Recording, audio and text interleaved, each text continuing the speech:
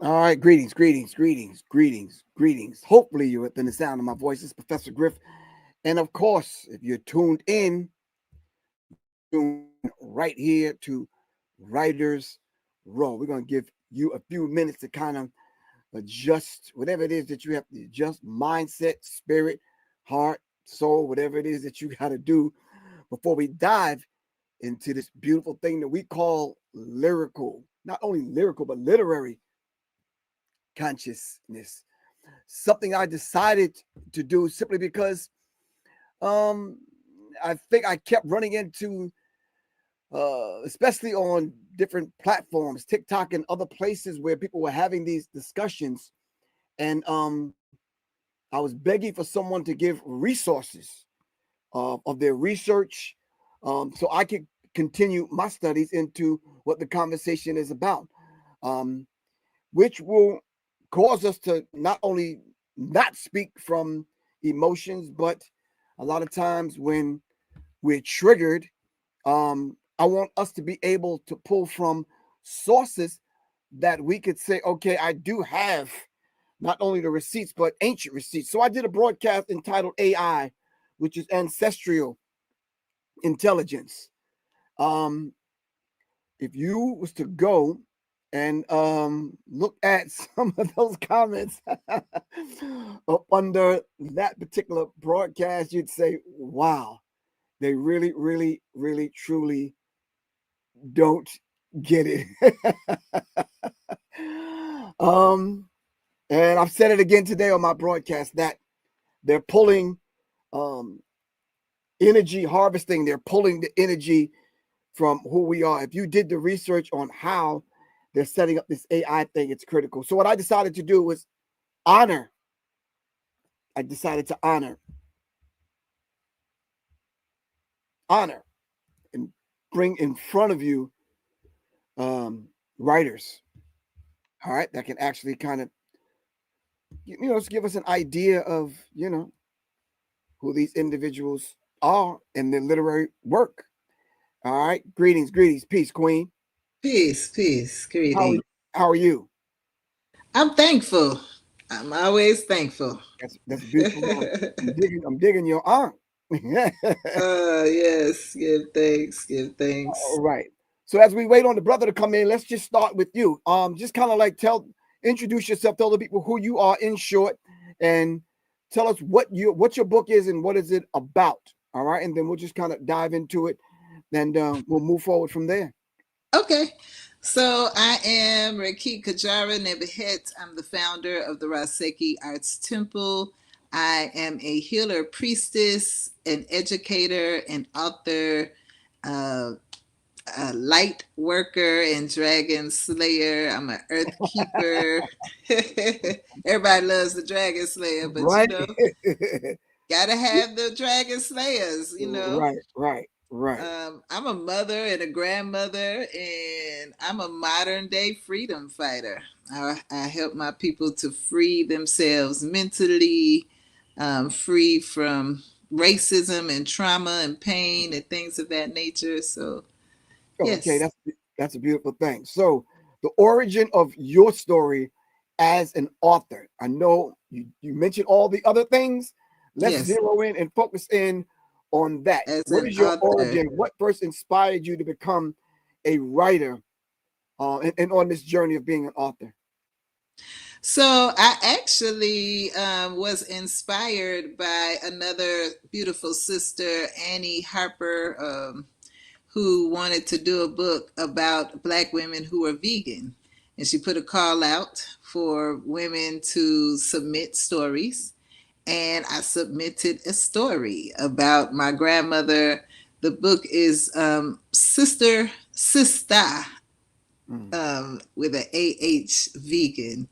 Um, and it became very popular. It might have been a bestseller for a while, I'm not sure, but it was, a really beautiful, beautiful story. And after that, I was like, well, somebody liked my story, and Mhm. um, it just led me to want to write other books. So I did actually. I actually have 12 books, Wow. And yeah, I've been writing since 2012. I published my Mhm. first book in 2012.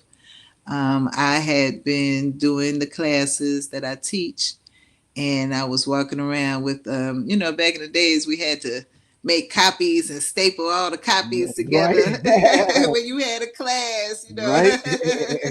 I So remember the them day days. before the class, you got like 25 papers spread out, you sitting there. Right. So, once they made it easy for us to publish books, I just decided it would be much easier. And I put all my papers together, made the first book, Committed Reiki Level 1.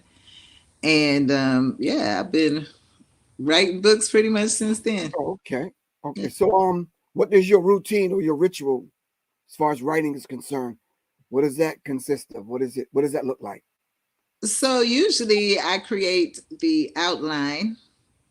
And once I have my outline, then I just have to fill in the parts. And I'm not going to say I fill them in, perfectly in a row. Sometimes I skip around, depending on the story or the book. But I also do commit to myself to Mm, write at least for an hour a day. okay. So I will set a particular time depending on, what I'm doing at the time. Um, and, every day at that time, just like a work schedule, I'm going to sit down 3 p.m. Everybody's doing what they got to do. I don't have to worry about that. I turn the phone off and I'll just sit there and go really as long as I can. But I try to go at Okay. least for an hour, and I'll do All that right. until it's done. Right. So when you say sit there, where is that sit there place at? Is it a sacred place? Is it a quiet space? Is it what's going on? You lighting incense? What are we doing? What is that ritual? Oh, that's a good question. It is best. And to be honest with you, maybe when I get started, like if it's a new thing that I'm starting, I definitely will think about the environment. I usually end up right in my room because that's my sacred space, and I have a little, office area set up, where I'm comfortable. And excuse me, because my books are mostly spiritual, I do like to have the incense and different things. I may meditate. Most of the time, I do meditate before I even start writing. So it's definitely, like that. But once I get flowing and the book is really like, if once I get into it, it's like I can't wait to sit down and let me get this out. So Right. I don't So necessarily have to. Mhm. what are some of the challenges? The challenges I've had, really just in finding that time and space. I really was able to write most of my books when I was living in an area that I didn't have a lot of distractions. Wasn't a lot going on. My children were in school, so I had plenty of time. So the distractions of things to do, people to see, places to go, that usually is a big challenge. Okay. Also, sometimes I would say just getting the help to edit the books um, has also been a little bit of a challenge. So I've No. not had the same editor more than twice, I would say. And I find it best to have someone else to take a look, before putting it out. Right. Um, yeah. So you don't have a problem or an issue or necessarily a struggle with getting it written. It's after the fact, the proofreading and the editing. Then Yes. okay. Yes. All right. People Yeah. and younger writers and authors that are coming up, they need to hear that from Mm, accomplished writers. You understand what I'm mm, saying? I thought I yes. had my other guest on, but I guess he went to go get a glass of water or something, or maybe a vegan donut. I don't know. So, maybe I don't know. So with these challenges, does it slow your pace? Are you still on point? Because I think at that point, at the editing and proofreading stage of it, it's almost done. I mean, one of my Yeah. processes early on was as I finish each chapter, get it proofread, get it next Mm, chapter, and then so by the time I'm with all of the chapters, everything is already proofread. Then I yes. can kind of compile it, and then the editing process start. Then I can back away from it and breathe. Okay, yes. I love that. That is a really good idea. Yeah, thank Right, you. right, right. Hmm. So if you're just tuning in, this is Stuff with Griff, and we're right here on Writers Row every Monday night at 9 o'clock, right here on Serious Minds RN TV. And what we do on this particular show for an hour is just highlight those that have, that are accomplished authors, writers, and that have working up. And sometimes I'm looking for those that are authors, but having success in that other world that we have to exist in and navigate through. And Right. in this one, you said early on something about a bestseller. I truly, as a author and a writer, I don't even know what that means.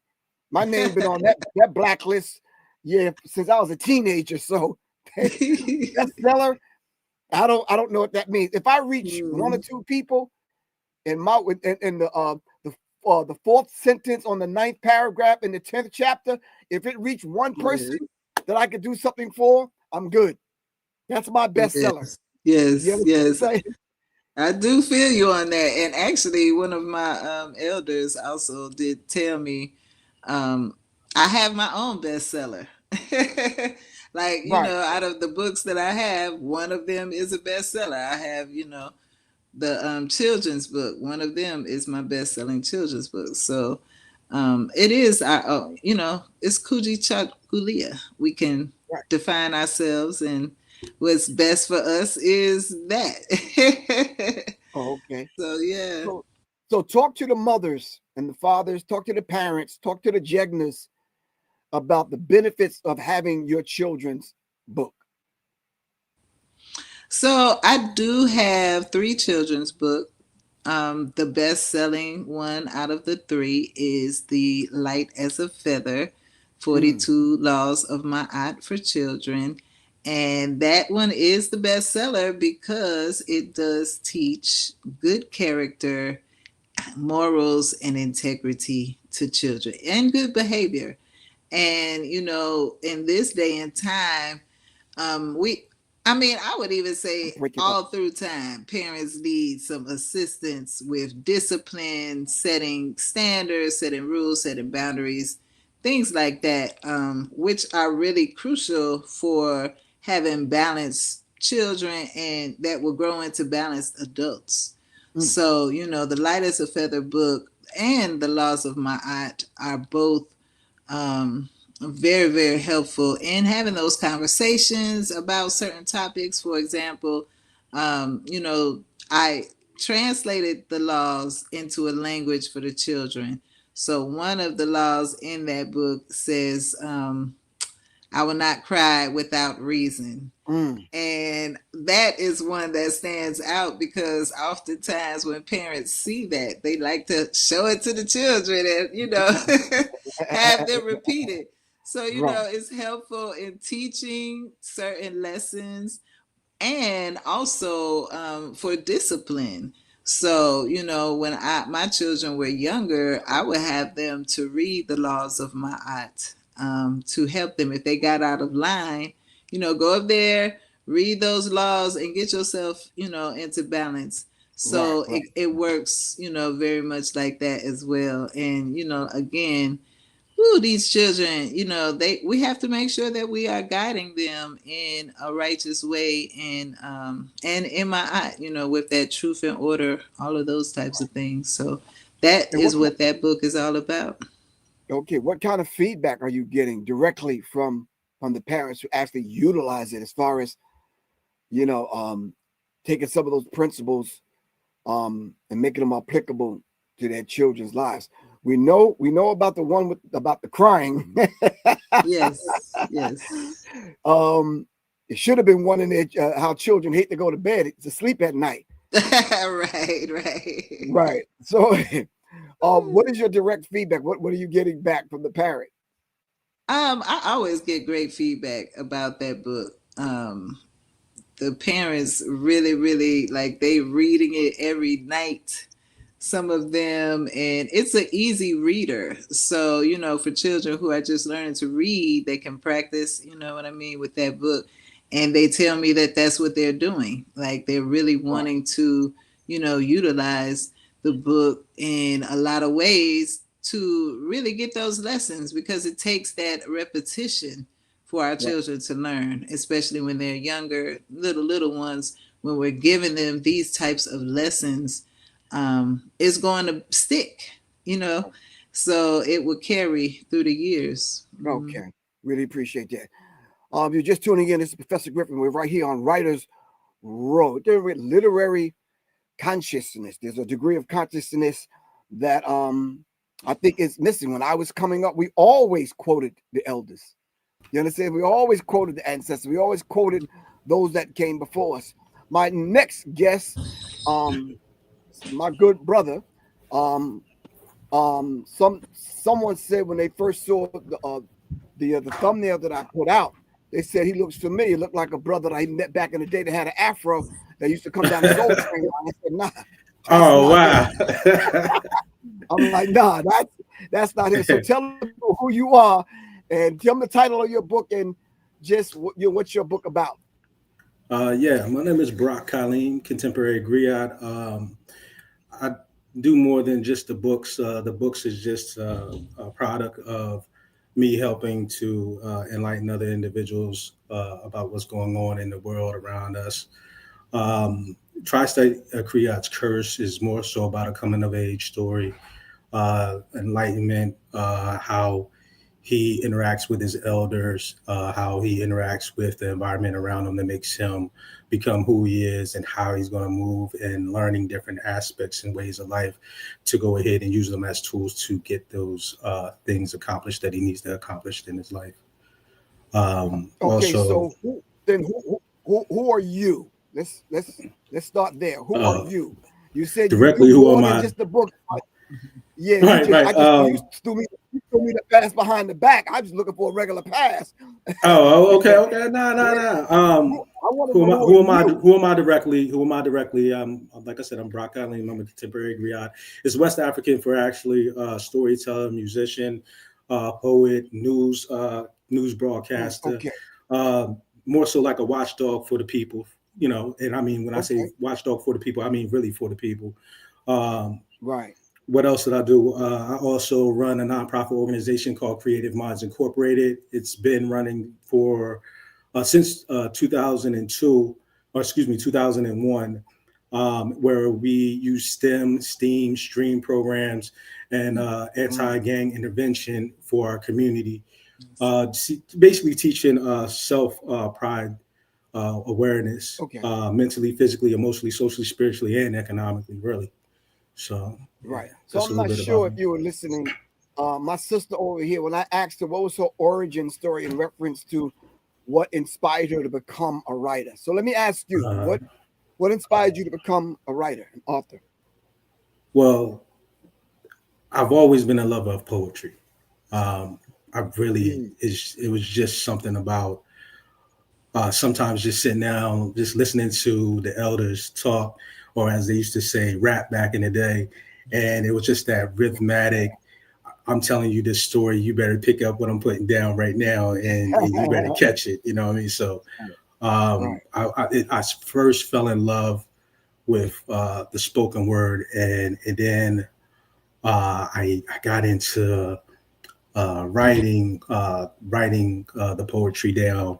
And then after I got into writing the poetry down, what happened was I was living out in California, and everybody's like, "Hey, man, you already wrote a couple of poetry books. Have you ever tried writing a novel?" And I was like, challenge. So I was like, "Yeah, I'm gonna try this," and that's when I got into writing the novels. So yeah. Oh, okay. Okay. What is your routine or your ritual? What is that process like, real quick? When you say routine or ritual, please break that down because there's a lot of routines and rituals that we Um, do for daily. example, when we're talking about writing only. When I talk about Right. hoops, we ain't talking about swimming, just writing. When I I am going to write this book, that Uh-huh. subject, yada yada yada. You understand what I'm saying? All right. I So, have a routine.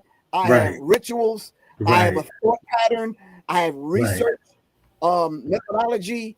That's what I mean. What is yours? Honestly, mine's is just to go with the flow. Whatever spirit says to Mm, do, I do it. Uh, I if you want to call it a ritual, I will put on some music. Depending on the type of music that I do put on, it will um, dictate how I either do my penmanship and writing or typing or whatever the cadence of what I'm trying to put down or whatever is coming from me. Because really, I'm nothing but a tool or a vessel when I'm listening mm, to what's going on to get it right. out. And sometimes when I'm writing, I don't I don't even I don't even realize that I wrote it. It's just like it's like it's like yeah, literally like I'm the puppet. You know what I mean? And whatever spirit is guiding, whether it's coming from the ancestors, whether it's coming directly from the creators, whether it's coming from the essence of God and nature that's around me, if I'm sitting around like a tree or Right. I'm by the river or wherever else I'm at and I'm writing, like whatever is guiding me at that time, a lot of times I'm just that. I'm Right. just a tool. And that's a Okay. sacred space right there. So that would be my Okay. So, ritual to be sister, that what do you, what, sacred what do you space. think about that process? You had that experience before? Oh Oh yeah, I have it all yes, the time. Oh, absolutely. I agree with him fully about the writing process. Really, when you are flowing, it is a Hmm. spiritual thing. It's creation. You tap into that Right. creative side. That is the power of the Most High, the Creator. hmm, And so I've Mm. I've written passages that other people have quoted, and I have to say, did I really right write though, that? right though, And right. Wallabu Baruti, he put out a passage for one of my books. Mm, And I was Right. like, wow, okay, give thanks. And the book, I remember, it's true. Like I had hurt my ankle. I was down in the bed. Somebody said, this is a good time to write. And the next day, it's like the spirit was Right. like, get that computer. And that right. book came out Right. so Everything going. fast and easy. So yeah, I can relate for so let sure. me so let me ask both of y'all, what what's unique about your writing style? Like, Sis. do you have a style? What both anyone of you can start off, but what's unique about your writing style? Like mine, I don't write for adults. That's just my thing. I Okay. just kind of don't. I gear mine towards the 13, 14, and 15-year-old. Because I know if I could get them, the adults will understand it. Do you understand Mhm. what I'm saying? Um, I don't, like I told you, sis, I don't have a bestseller. Brock got 9 bestsellers, I think. I'm not sure. Oh, But anyway, Give okay. thanks. no, Give I'm not thanks. sure about that. Give thanks. I'm Give just Yeah. joking. Okay. thanks. But Okay. um, Right. No, I'm I don't. accepted What though. is your writing style? What is your style? I focus on health and wellness, so healing mind, body, and spirit. My books are about energy healing. I have a prayer book, a recipe book. So, I really use them as supplements for my classes and also just, to Mm, help other people understand about different ways of living. Our people are suffering from lack of knowledge. We all know that Big hmm as facts. authors, and that's right, part of why we do Big what we facts. do. And but the right, the lack of knowledge on health and our how right, easy it is to stay healthy. Simple things we could right. do to stay balanced and whatnot. So I focus on those things primarily. Okay. Yeah. Well, Okay. I'm gonna piggyback on what Sis says.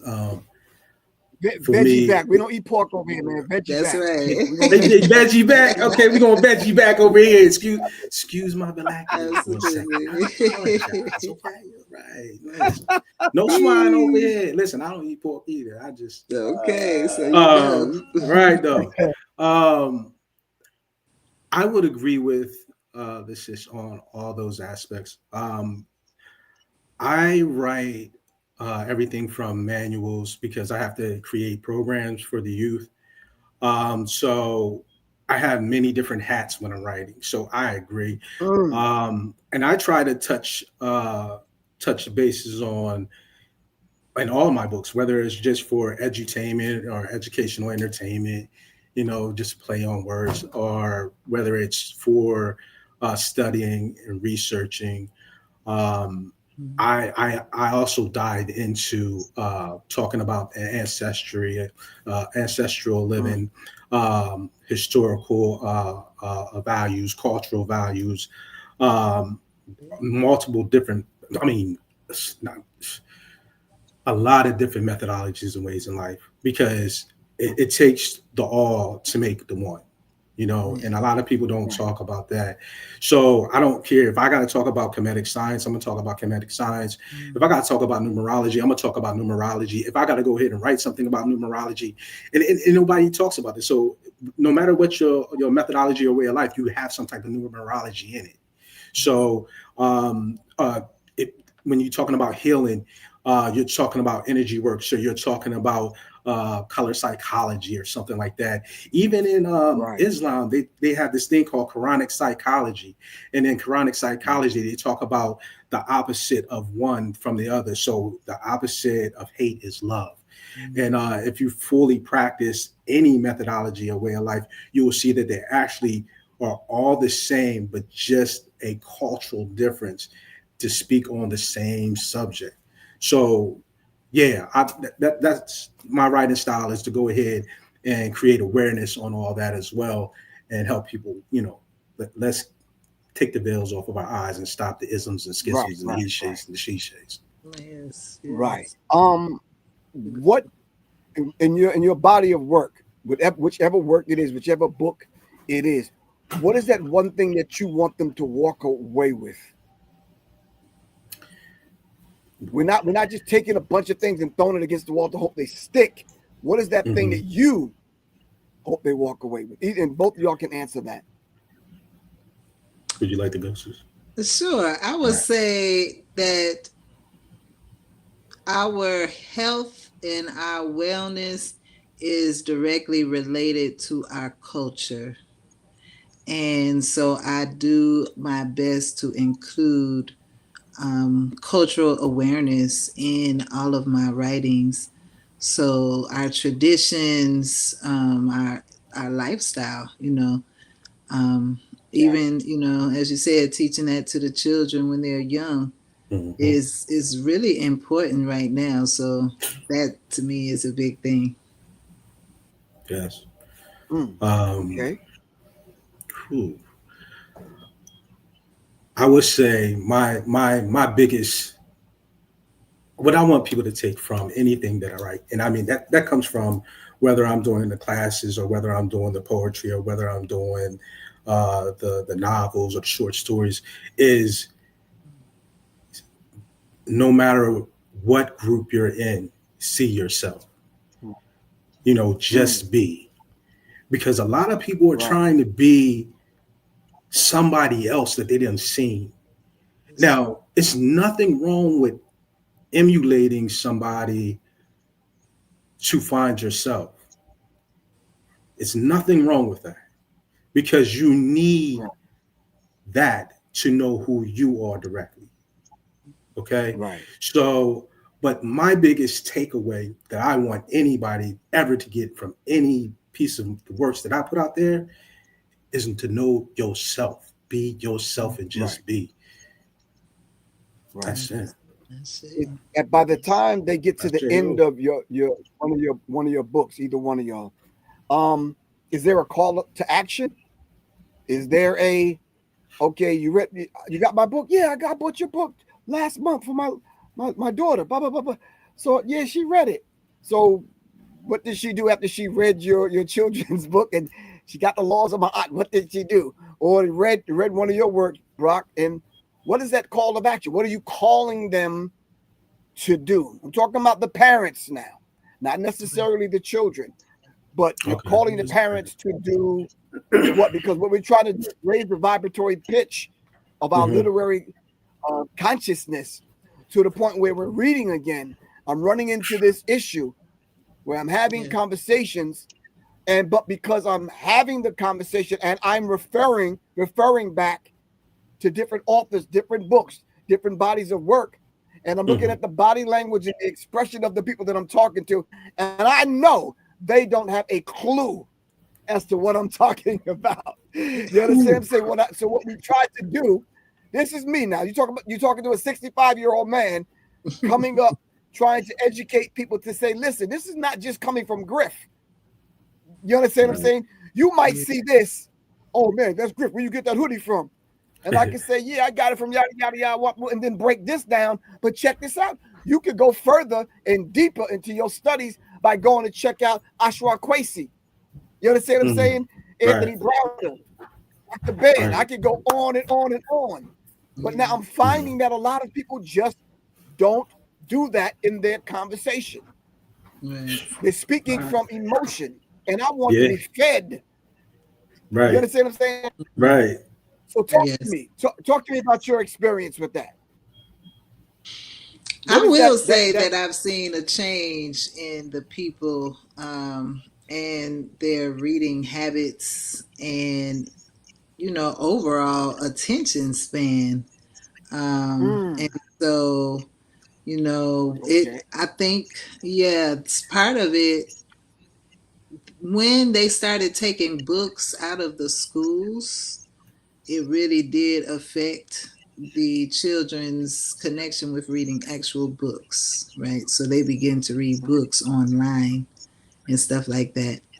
And then, of course, with the bookstores closing, Amazon shut down hundreds of bookstores over the years. And so that effect, whereas we used to have a bookstore that we passed by after school, we would pass by the bookstore and those bookstores are not there. So those conversations that were once had are not being had because the presence, is not there like it was in the past. So, I think, those types of things are really affecting our children. And then, of course, the social media. They want to just read, a little post, and that's what they consider reading. You know what I mean? Or if they watch a YouTube video, they feel like they got a little education. And that's very different from actually reading a book and then taking the time to contemplate what you've taken in, and those types of things are being missed. So it's a process that we're going to have to turn around in some form of fashion, because we can't just let the books go. Like that, if we do, that'll be our fault. That would be our fault. Definitely will be. So we can't. We just have to. Right. I'm gonna just be very transparent right now. I'm gonna say it like this: I didn't know how to read until I was 13. My mother, she was basically illiterate. She did the best that she could with me, and if it wasn't for my cousin, who I call my uncle cousin, how like in Black family we got that uncle cousin, like he way older than you or she way older than you, and what I mean. So they snatched me up and they took me down to South Carolina, and it's like, nah, we ain't having this. And I want to first say it first starts with our immediate family. Somebody in our immediate family needs to pull us to the side when they see that our youngins is not getting something or grabbing it, for the reading aspect of it, or for the mathematical aspect of it as well, or any science aspect of it, because it first comes with our family. that can push us and drive us into the school to go ahead and take it further. I'm saying that to say reading and the skills that is necessary to uplift us has to first get sparked from our family members to keep us elevating to our highest potential. We need to talk to our parents who are separated from each other but have children together, because that affects their mental as well. And I'm kind of going off the subject, but I'm trying to bring it back. But for some reason, it keeps pulling me to say it this way, because one parent has something that that child needs or the children need, and the other parent has something that the other children needs to keep them motivated to elevate and rise all the way up. Right. So we got to figure out a way to keep that balance going. Right. I didn't have it. Pops wasn't there, and it was kind of crazy with him, the way our situation was. And moms couldn't do it. It took my cousin. So my thing is, let us focus first, foremost, and this is what my books focus on, and this is what my classes focus on. Let's focus on who needs the help, give them the help to help them uplift, raise up, and rise up. And I honestly lost what the initial question was, because no. It's all right. Sometimes that's what writers do. You understand? We go. Right. You said it. You go with the flow. So we're going with the flow. So listen, what I'm going to do right now, I'm not putting anyone on the spot, but I'm going to need 10 books from each one of y'all that you have read that you would advise other people to read. I'm going to read something. You guys get busy jotting those things down, unless you already have them on cap. That's a beautiful thing too. But what you just explained to us was the balance of ma'at. Truth, balance, justice, reciprocity, and order is what you explain. See, these things come natural for a writer, for poets, for those of us, you understand what I'm saying, that used to use the therapeutic thing called the pen and paper. We don't even do that no more. Right. And I'm a victim pen to of the pad to the heart. Right. But it's therapeutic to pull up a pen and write it down. You can erase it, think about it. You understand what I'm saying? Scratch it out. It's a beautiful thing when you go through that process. So you'll get your book list together. I'm going to read something real quick. If you just joining us, this is Writer's Row. This is Professor Griff right here on Writer's Row. And Writer's Row simply is where the pen meets the people and consciousness sparks the conversation. It's a space where literature becomes a revolution and dialogue becomes the transformation. We all know that revolution basically simply means to re-evolve. All right. Each author that comes to the forefront that we highlight have a different process, a different routine, different rituals, different things that they offer in their literary work. What this platform is designed to do is take a deep dive into the author's work, into the mind, into the spirit, into the methodology, so we can give birth to other writers and other authors. On Writer's Row, words aren't written, they are lived, they're spoken, and we intend to weaponize these words, this literary consciousness, and this literary work, so we can do the thing that Brock told us to do, is that spark. We need that spark. We need something that's going to set it off. You understand what I'm saying? I thought at one time hip-hop did that because cats was thinking, they was writing, we was spitting, yada, yada, yada. Something happened there between the analog and the digital, where cats stopped writing. And I'm going to be honest with you. I was there in the studio with Biggie one time, and the things that I saw him do, I'm like, damn, it took me 2 damn months to write this one little verse, man.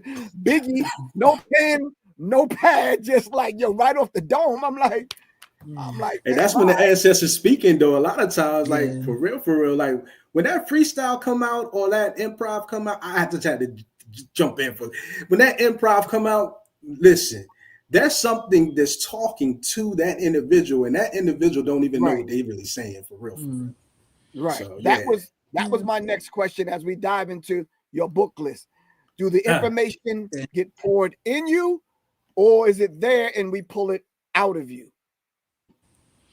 a little both. It is both. It is both. Mm, Yes, because if we are cups, Mm-hmm. we're Right. we're already a vessel with something, and then we're open to receive more, to fill Definitely. our cup so that we have more to share. And then right. when our cup fills up, we have something to pour out into somebody else's cup for what they Yes, need. You know, so yes. it's fair exchange and no robbery always. Mm. Right, right, right. All right. Who want to give their book list first? Talk to me. Okay, I'm gonna go just right off the dome, as you say. Okay. What happened? I'm gonna start off for the women. Is gonna be "Sacred Woman" by Queen Afua. Mm, It's a Bible for Black women, and I think right. it's just at the top of the list. It's a life changer. And then there is a man version. I think it's "Man Heal Thyself."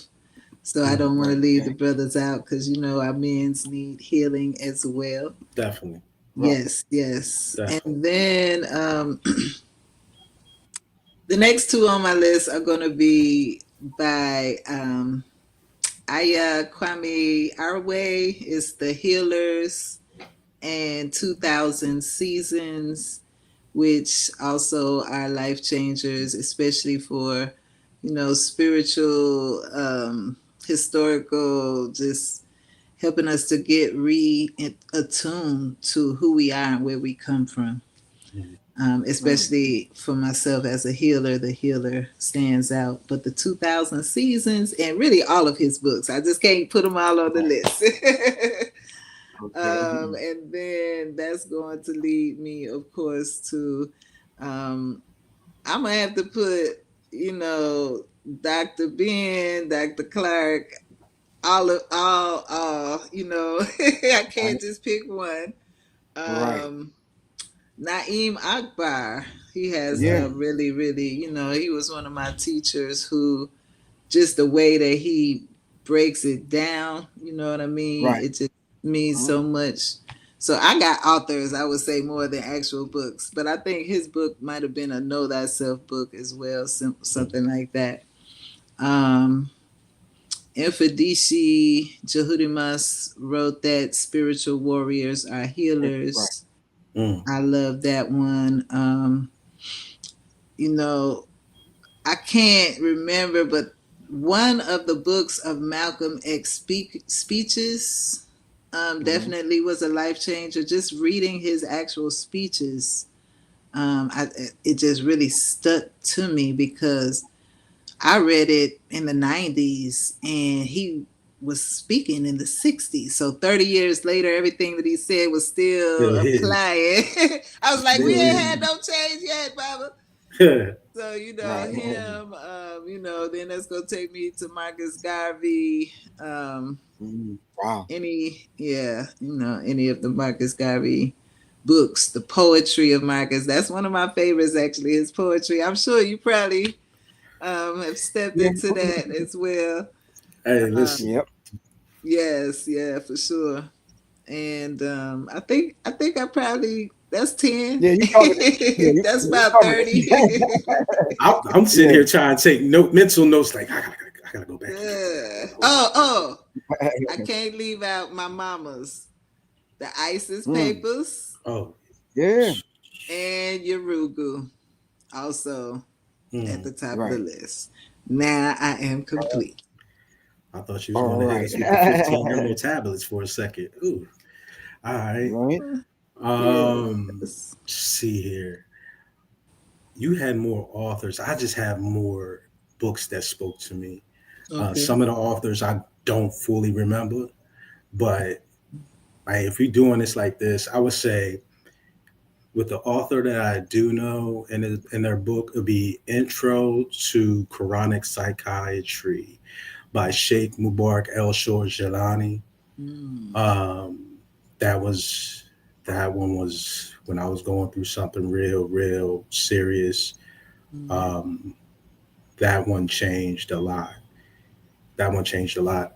Um, Another one would be Olodumare, God in Yoruba belief. Um, Bola Joni.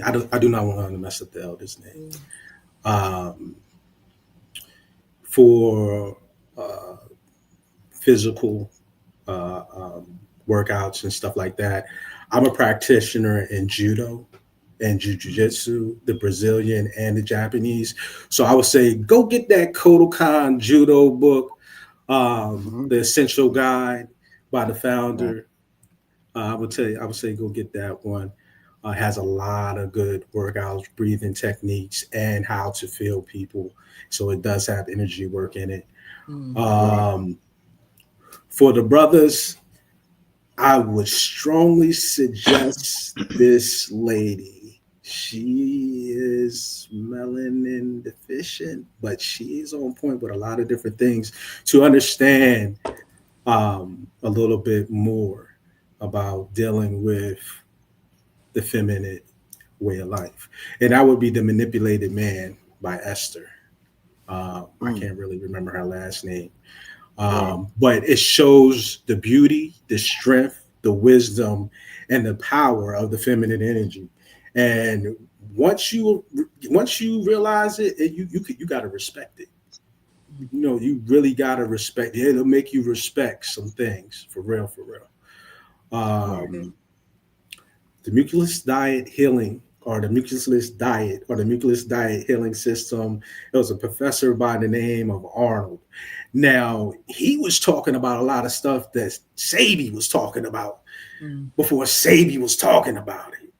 And I Right. mean, this this Caucasian man went from pale skin to looking like he was copper skin by the time he was done. Okay. So it like activated his melanin in his skin. So I would say, yeah, that's a Okay. book. That's a book. Um, Right. Another one would be by uh, Grandmaster Willie Adams. Grandmaster Willie Adams, Ishinru. It's an Ishinru karate textbook, but he has a lot of strong, valuable points. And in Ishinru, the Okinawa style, there's a very few brothers that was able to reach 10th Dan, and he was able to Right. do it. Right. And that's like a workout, meditation, get your mind right type book, and Right. it deals with masculine and feminine energy. Because anybody that knows anything about Ishinru, Ishinru's goddess or emblem is of a goddess with one hand. I'm trying to do it right. One hand like this and one hand like that. No, one hand closed, one hand down, which means the hard and the soft way putting it together. Um, and it's a water goddess, Okay. Japanese water goddess. So Right. I that's think one I that's was. 10. That may be 29, but yeah, we got you. Okay. I thought it was on. We're, It's on seven. All right, we good. no.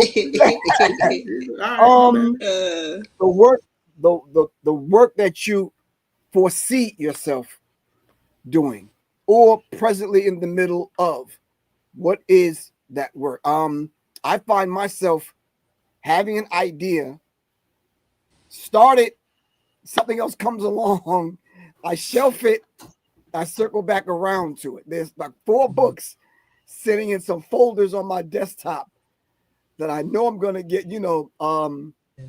Yeah, the Way of the Nagas. You understand what I'm Mm-hmm. saying? I've been wanting to put that down. Like, you understand what I'm saying? But I am trying to find a way to deliver it to that average 14-year-old. You understand? I'm not one of the authors that want to talk way up here, book that thick, and no one reads it. Yeah, right. Can't do it. No, I have that. Mine has to be a field manual. Yes. Mm. You know, it has to be the one you pull out your backpack, like, yo, check this out. You It's right understand what here. I'm saying? Okay. Right. Exactly. Yeah. So, what is that work that you want to do, or you in the middle of, or you see yourself putting out? I don't know, next few months, next year. What is that work? I do have a children's book that I wrote, and that is sometimes a challenge is finding that illustrator for the children's book. So I'm waiting for that. Um, I do also have another project that was given, the idea was given to me a few years ago, and I put it on the shelf. Um, and with the recent passing of Baba Heru, I feel like I want to, bring that to life, telling a story of some of the comedic leaders in Oh, Mm. okay. today's time. Now, you talking about a documentary I'm or talking just the about, book? huh? A documentary or just the book? Well, a documentary would be lovely, I but mean, I would we say might need to talk then, because yes, I got it a little would. skills in that. So, It would. It's needed. all right, Um, to kind, I would say to set the record straight a little bit, facts. and There's a yeah, lot of hidden information, and you don't want it to die or unalive off. I don't know, certain pages you can't say die. So, because of foolishness and such. Yes, right. we don't. Yeah, so those are two. For me, I'm in the process. I'm attempting to use all of my books that were given to me to do to try to obtain a retreat, remote center for our community to be able to come to no matter what the season is, to heal mentally, physically, emotionally, socially, spiritually, or economically, as well as to use my nonprofit organization to go into every last community that needs it, um, whether they need it for herbology, aromatherapy, um, whatever they might need it for. So Oh, okay. my whole thing is trying to generate enough sales right about now to obtain a particular property that I actually have in my sights right now, Okay. to do that. And also, with that retreat center, will allow everybody, no matter what their methodology or way of life is, to descend on that property and be able to take it back to their communities and use the 501c3 status of Creative Minds to give them a foothold to say, yeah, we are still legit and we still are grassroots. So that's where I'm at with it. I've accomplished everything else that I kind of wanted to accomplish, for real, for real. That's kind of my last. I got to Right. get that, No, I Yeah. and it's got not just for me. right. So one of my last questions before we wrap it up, and then as we're wrapping up, I'm gonna need a quote from both of you guys, and I want you to tell the people where they can get your work. But the last question is this: um, Has AI hindered or helped? Ooh. Has technology hindered or helped? Just that simple. Technology has helped. I would say um, I might have wanted to write a book, I would say 20 years ago, before Amazon, before it was easier to self publish, and it was extremely costly, and it held a lot of would be authors back. Mhm. So, it's been helpful in a lot of ways. And I feel like we just need to have a nice balance between the two. Um, we don't want to use it too much and depend on it too much. It's like Google Maps. Yeah, you want to use it the first time you go, but the next time, just try to remember, or you know what I mean? Don't just always rely on the technology and not use your Right, brain. right, So right. I think that's key. And I just want to say to Brock, I have a similar vision. It's really interesting that we're Oh, both on the we can show work it at this out. We can time. work it That's out together. that's what I got. The We can more do a retreat center. the more Ain't the no merrier. friendly Because listen, community. I got a whole plan, so we got to connect, my brother, because it seems definitely. like Come on, we were let's put go. on this show together for Listen, a reason. listen. Right. We can make it work. Trust me, we can Now, definitely make Brock, it work.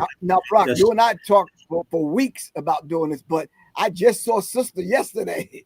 I think was Yep. it Yep. yesterday? Over the weekend. No, It no, it was was Saturday. Saturday at the Veggie Takes. Saturday. Yeah. Right. Okay. Okay. Yeah.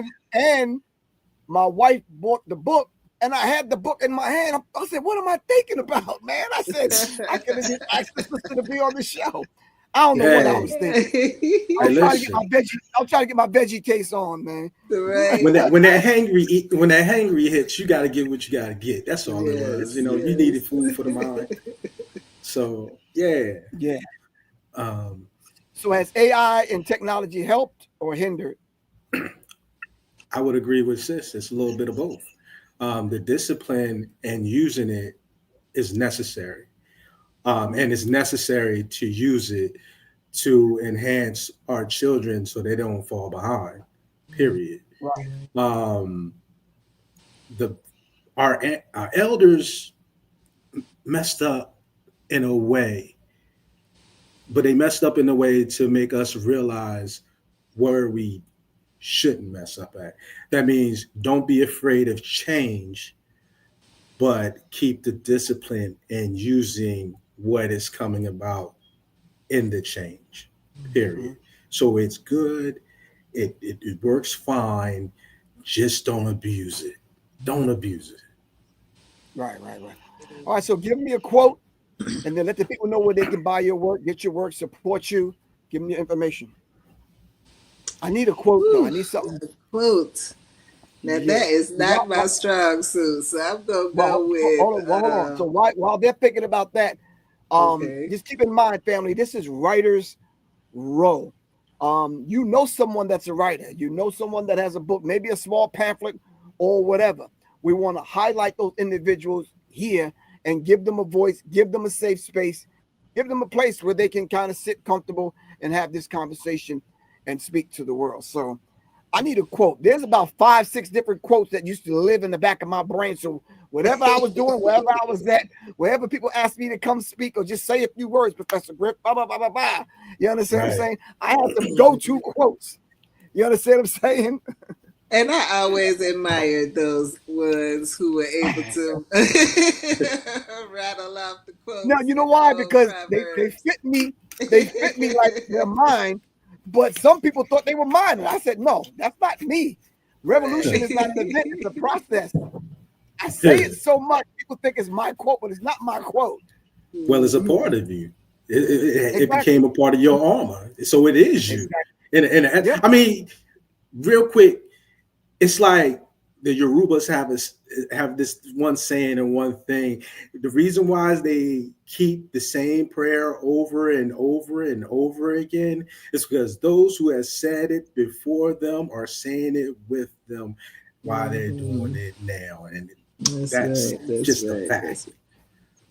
Yeah, I think Brock, I think you spoke for both of y'all on that one.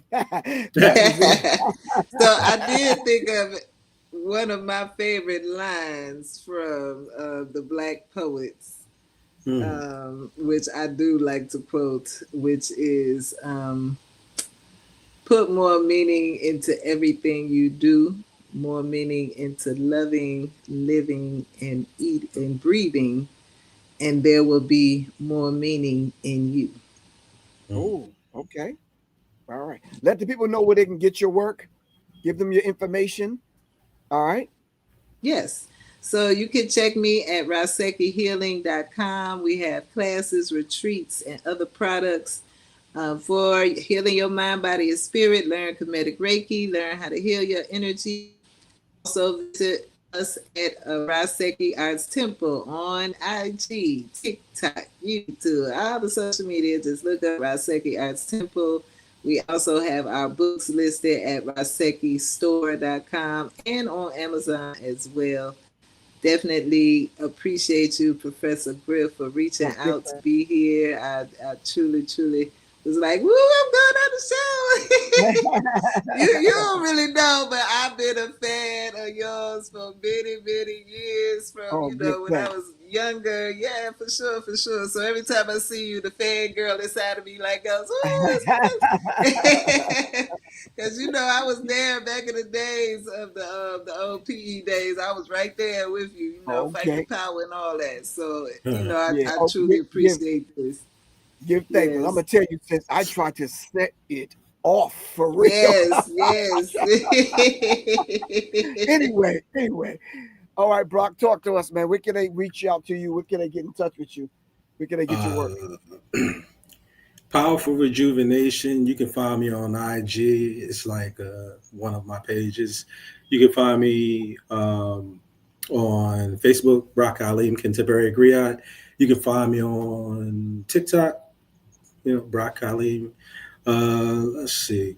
That's basically Susan Palpable on Facebook. That's another one of my pages. Or you can pick up my books on Amazon. You can pick up my books on Amazon. Brock Kalim. Right. I'm simple, Oh, okay. Once again, family, this is Professor Griff, and this has been Writers Row.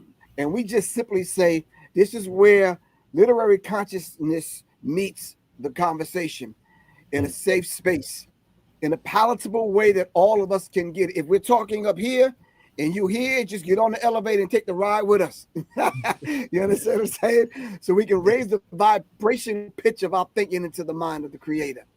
And Elder Griff, I appreciate you for allowing me to be up on here too. Give thanks. Really appreciate you guys. I forgot to say that, but I got to give homage where homage needs. So I really give thanks. Really appreciate it. All right. Safe travels on your journey to stardom, to goddess and godhood. I love y'all to life. Thank y'all very much. Really appreciate you. Yes. All right. Thank you. All right. Peace. Peace. All right. Once again, this is Professor Griff, and this is Writers Row. Thank you very much for joining me, family. I really appreciate that. Join me not next week, the week after. And we're going to present to you and bring to the forefront and highlight two dynamic authors that's coming before us. And it's a beautiful thing that we're able to kind of continue to take this idea of literary consciousness and move it forward. A lot of us claiming to have this degree of consciousness, but we become YouTubians, someone said. I said, I'm not really sure about that word, but we're just taking bits and pieces, or like Twitiots. We're going on Twitter, we're borrowing something, on YouTube, borrowing something, and Face Crook, we're borrowing something and we're putting it together. And it's just no, we have to sit down and we have to actually read. All right. We have to conversate with people. We have to debate. We have to dialogue in a loving way. All right. So we can get a deeper understanding of some of these things. So when we do enter into the conversations, we'll have a firm foundation. All right. This is your brother, Professor Griff, and I salute you. Thank you very much for joining me and sitting with me right here on Writers Row. All right. Raising the vibrational pitch of your thinking into the mind of the creator. One book, one word, one paragraph, one sentence at a time. It's your brother, Professor Griff. Love you to life. Peace. Peace. Peace.